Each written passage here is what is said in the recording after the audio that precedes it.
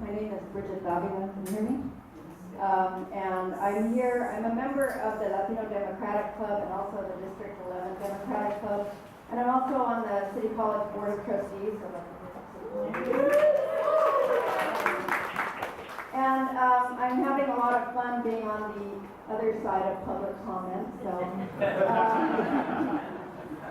But I want to say a couple of things that haven't been said. So first of all, I think it's been very eloquently put that we do not need another sanctuary law here, that this will do nothing to protect us from rapists, murderers, or anybody else.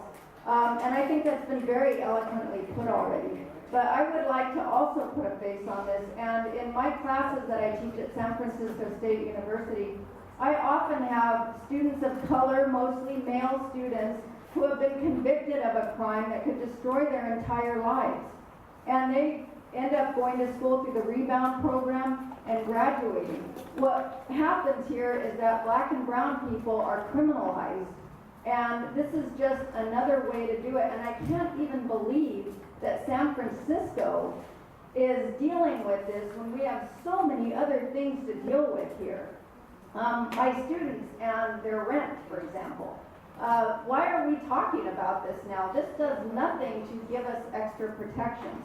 And I just wanted to go on record saying that. Thank you very much. Next speaker. Hi everyone. Speaking to the mic. I'm part of I'm the secretary of the Latino Democratic Club and also youth commissioner appointed to District 11. And I was here to talk about item 10, which I myself and Rosario and Patrick de Jesus worked on.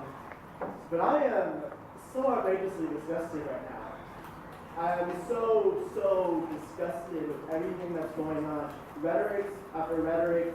We keep repeating the same facts, same dichotomy, which has already been disproven time and time again by people in this room who have professions and dedicated to their lives to solving these issues, to bringing communities together to solve the issues within the immigrant community and our communities in San Francisco, but yet their voices aren't being seen as human. Their voices aren't being recognized. We need to have a dialogue. We need to talk. I want everyone in this room to really understand what a person of color who is a son of immigrants or who is an immigrant themselves go through. I have trauma from feeling that my parents will be deported. I have trauma of seeing other families being divided in San Francisco during Gavin Newsom's mayoral term. I have suffered abuse after abuse, seeing my dad being discriminated like people because we're all brown and because my parents are immigrants. I am tired. All of us are tired. Please try to freaking understand where we're coming from. I did not choose to get in politics. I knew I had to be in politics so that I could be a voice to you and to the immigrant community, to the Latino community, because I knew that if anyone had to do it, it had to be me. It had to be all of us here. We didn't choose to be in politics. Politics chose us because our black and brown people have been discriminated over and over again. Over and over again. We decided to be here so we could voice our opinions. Thank you very much.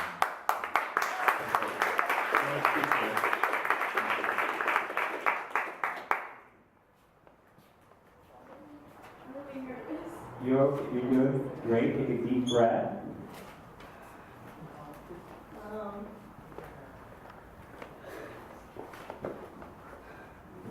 I'm Melania. I'm a student here in SF. I just want to say something real quick. I'm 13 years old, and I know that treating immigrants differently from other people is just messed up and racist. The people who are pushing, they should be ashamed of themselves. You should be ashamed of yourself. You can address the entire body. audience. Yeah, sorry. Not one individual. All of us, please. Yeah, that's all I have to say. Thank you.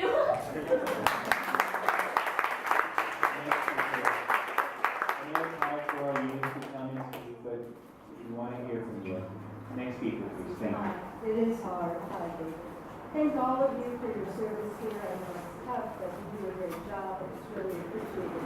My name is Susan Tolstall, and I want to stand in support of three sisters tonight who are addressing us. Angela Alioto and her initiative that she's bravely put forward for the ballot. Sharon Johnson, who has toiled long for the Democratic Party, and Jackie Miller, who spoke a moment ago, who you should know, is the producer of the documentary film The Hunting Ground that ran on CNN, was nominated for an Emmy about university campus rape. I'd like to address item 6, because I feel that this body is divided, unfortunately, by what appeared to be a pay-to-play situation with your slate card. Everybody knows what the scenario was, so I'm not going to repeat it. The public needs answers, Democrats need answers, everybody needs answers. Who designed the DCCC District A slate card, which included only one endorsee, not both? Who okayed the acceptance of the $10,000 contribution from a real estate giant who is abusing renters and was in the middle of being questioned on its business practices at the Board of Supervisors by the very supervisorial candidate who was not mentioned on the slate card? Who approved the slate card? Will the DCCC please ask for an independent investigation of the state FTC and the San Francisco Ethics Commission? Thank you for your attention. I'm going to read a couple more names. Reed Chalker, Rafael Trujillo, Lee Lovett.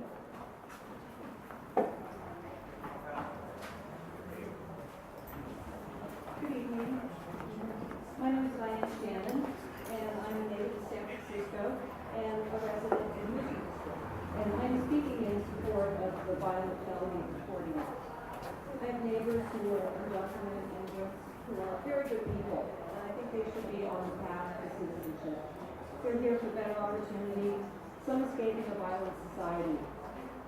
The current local law creates the impression that San Francisco is okay with a violent society by protecting undocumented felons. San Francisco is perpetuating the myth being spread by the current administration in Washington that all undocumented immigrants are the same, murderers and rapists. And San Francisco needs to distinguish the difference between the good citizens and those who are violent felons by amending the sanctuary city law to more closely mirror California law, which imposes reasonable limits. This is essential for the protection and safety of all of its residents, legal and undocumented residents alike. So I thank you for the opportunity to speak openly and allow fair discussion of this issue. Thank you. Next speaker, please. Good evening, members of the Democratic Party. My name is AJ Thomas, and I'm not here on behalf of any organization tonight. I came here tonight to call out the chair.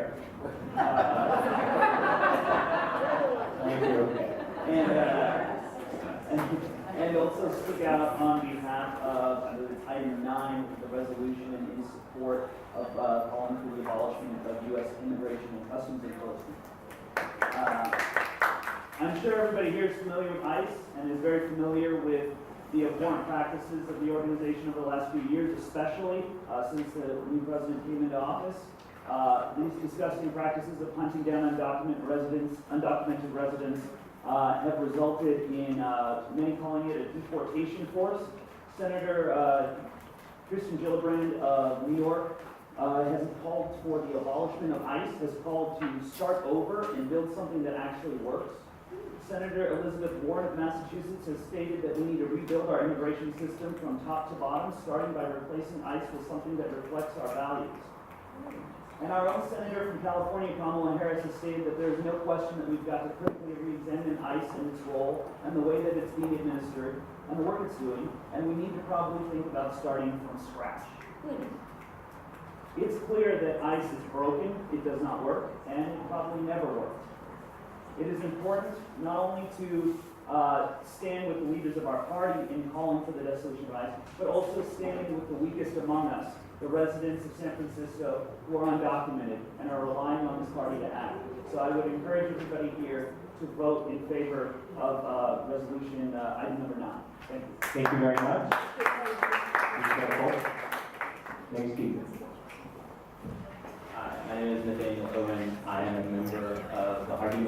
LGBT Democratic Club.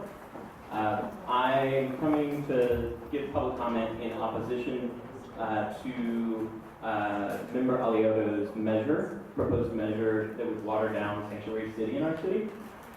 Frankly, we all know that this was simply a cynical measure that was introduced in the middle of a desperate mayoral campaign to gin up attention, to gin up conservative votes in our city, and to gain attention nationwide and money. How do we know that it was cynical? She used Trumpian language like the existing sanctuary city ordinance is a magnet for felons across America to come to the safe shores of our city. It makes San Francisco a more violent and unsafe city. She has no data behind this. We all know this. We all know that it's cynical. So my question is, how do we hold someone accountable who is an elected member of our party, who goes on Fox News, a Republican propaganda machine, and spouts off Trumpian rhetoric that instills fear into our neighbors, our friends, our family members, ourselves? Our party has to actually stand for something. We have to hold people accountable who not just call themselves Democrats, but are actually elected members of our party. We have to hold each other accountable. We can't let someone skate by simply because of the name that they were born with, or the privilege that they espouse, or how easily they can punch down during an electoral campaign, because that's what politicians do. We must hold our party leaders accountable. I plead with you that you do so. Thank you. Good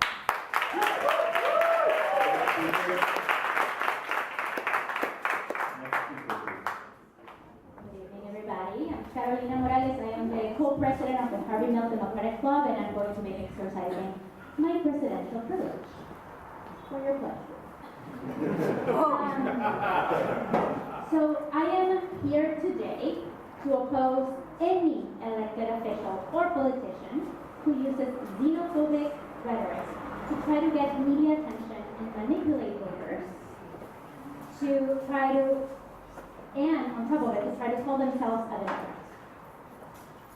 So nobody who calls themselves a Democrat should ever use Trumpian language and tactics, because these tactics are racist and manipulative, and they only hurt our most vulnerable and only promote violence and discrimination, which clearly we've seen both from last digital C meeting and this meeting. So the Democratic Party has been failing people of color and immigrants for decades, from criminalizing youth of color, increasing deportations, and cutting our basic social services. With Trump's electoral college win and subsequent takeover of the White House, many disenfranchised and diverse communities, including young people and people of color, are saying enough is enough. And we are getting engaged in politics.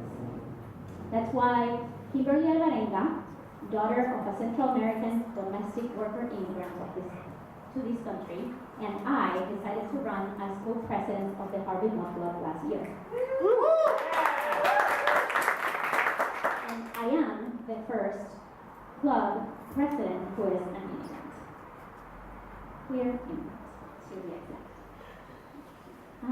The Harvey Milk Democratic Club and the city have really been making great efforts since Trump won to lead a progressive fight, a true fight for justice against Trump. So it is unacceptable that any member of this body would join Trump in his disgusting and racist tirade against immigrants. Using one or two sensationalist examples to qualify an entire community is shameful and in opposition of San Francisco's values. Why do I care so much about this issue? Because as I said, I am an immigrant. I am an immigrant from Latin America, and I have been in the US for almost 20 years. I am now documented, which feels like a lot of privilege. Having citizenship today under the Trump administration is having a lot of privilege. So I try to really use my privilege when I can to raise the voices of all of my amazing brothers and sisters in the community. But I wasn't always documented. I was a domestic worker for 8 years. I worked at a restaurant for 4 years. I've done low-wage labor, and I have been in fear. Somebody here before me spoke about being raped, and if we knew what it felt like to be raped. I know what that feels like, because I was raped when I was undocumented, and I was not able to tell anybody except my City College of San Francisco therapist. I did not feel I could go to the police. Why? Because of this kind of rhetoric, because of this kind of language that makes it so that immigrants feel like we do not belong, like rights are not for us, even though it is my understanding that we have rights under the U.S. Constitution because we're on this soil, right? For all the people that talk about freedom and defending the freedom of this country, that's what you're supposed to be defending, right? Defending the fact that when people come here, people are supposed to be free, people are supposed to not feel persecuted. And that's what this is doing. Making people feel like we do not belong, like we shouldn't be here. And it's not okay to promote more white supremacy. It's not okay. Whether you all are conscious or not, the fact that you're standing here as people of European descent, as white folks, talking about how you're making it safer for immigrants when you do not, even for the one human being that was here that said that he is an immigrant too, being an immigrant of European descent is not the same as being an African or Latin American immigrant. That's right. It is not the same thing. So if you really care about safety, if you really care about San Francisco and you call yourself a Democrat, you have to stop using this kind of rhetoric and language, because we will not be silent. We will continue to come out. If any of your family members decide to run for office under the same platform, your friends, your colleagues, whoever it is, we're going to be here and say no. Enough is enough. This is not Trumplandia, okay? This is San Francisco. And I will continue my beautiful moment. So, for the person who talked about tension and friction, and how we need to address the tension and friction. This is not tension and friction. This is a fight for justice. This is the difference between standing for oppression and hate and standing for justice.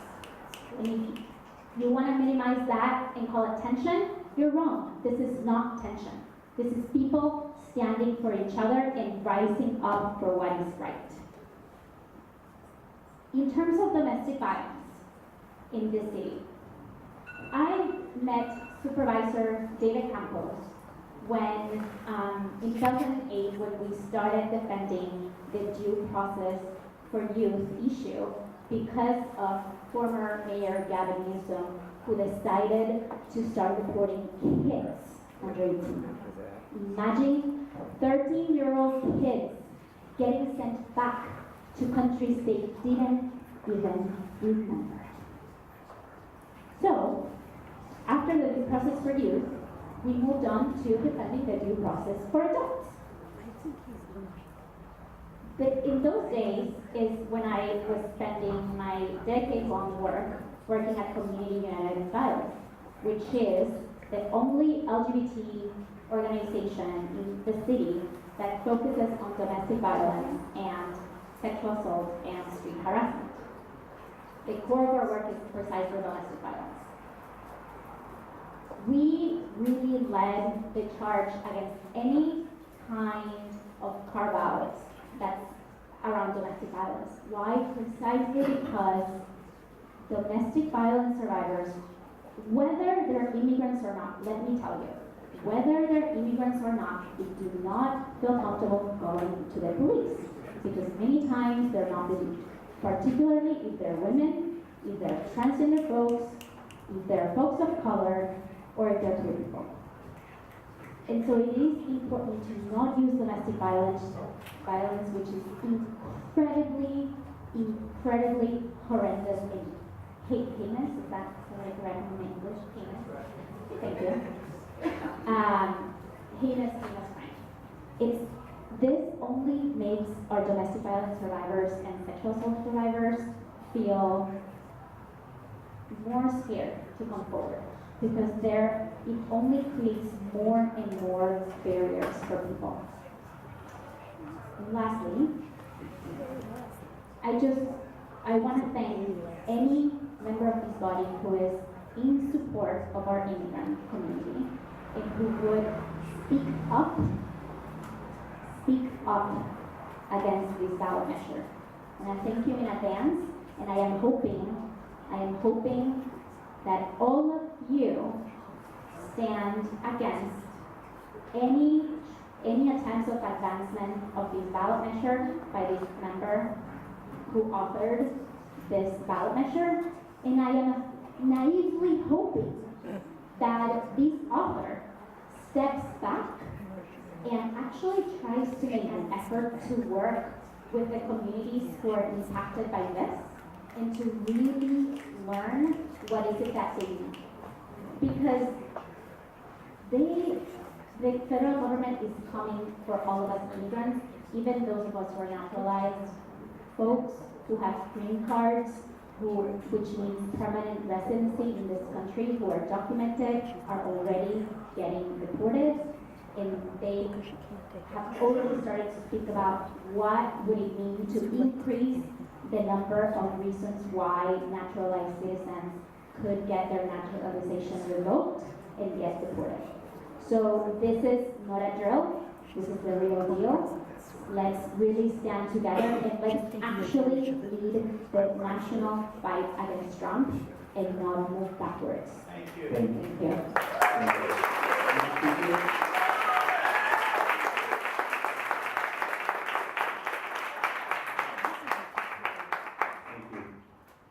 Hello, my name is Kitsi Estela. I am undocumented. My family is also here undocumented, and that is a very particularly vulnerable thing to say, given the conditions that we're in right now. It's very particularly vulnerable to say when I know that Adolfo Delgado, less than 5 months ago, got killed by the police after his body was ridden by 50 bullets because he was afraid. Because he was afraid he would be deported. And that's when we still have due process in San Francisco. It's extremely vulnerable when Trumpist rhetoric has emboldened people to kill people at BART stations. Yeah. It's extremely vulnerable when we know that Black immigrants are the largest community that is being deported in this country. I want to understand why, in this particular moment, there's a particular member of this group that decides to espouse hateful rhetoric coming from the Trump's administration right into our home, when in 2016 we already said no to that. When in 2016 my nephew, who's now dead, was harassed by Trump supporters at the Board of Supervisors, simply for having a jacket that said Mexico in it. My nephew, Jesus Lona Estela, was undocumented as well, and he's here to honor him, a youth who had cancer and Down syndrome, who was harassed by Trump supporters when we were trying to say due process for everyone.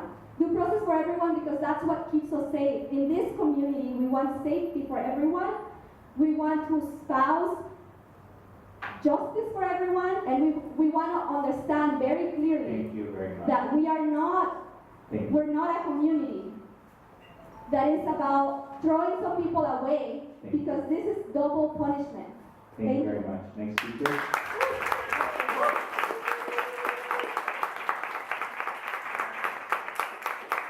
Thank you for being here and for listening to me. My name is Gabriela Lopez. I am the daughter of hardworking Mexican immigrants. I am on the board of the Latino Democratic Club, and I am also a public school teacher in San Francisco. Like many have mentioned, San Francisco sets examples for this country that show we welcome and support all people.